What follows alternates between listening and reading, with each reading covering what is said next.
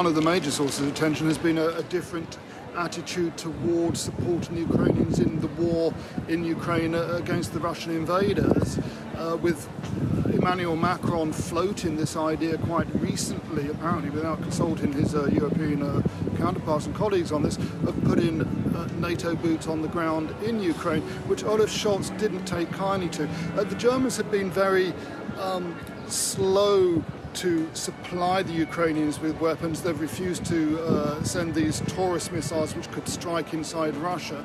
On the other hand, the Germans point out that they've given about 17 billion euros for aid to Ukraine, including military aid, and the French have spent about 630 million only. The French say, yes, they deliver what they can promise and promise what they can deliver, and say that that money is very effective.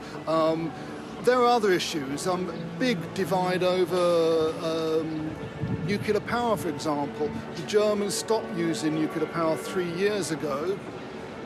They are now actually relying more on coal, which is, of course, in some senses dirtier in the immediate effect than nuclear power. The French, on the other hand, supply their consumers with electricity and power from nuclear sources. 70% of French energy comes from nuclear sources. So there are some really big issues, and what the German commentators are saying here in Berlin this week is that don't expect any big agreement on the big issues, but expect another turn of the round agreeing to disagree on some issues. And a lot of this is about a show of unity ahead of those crucial Euro elections coming up in just 2 weeks' time.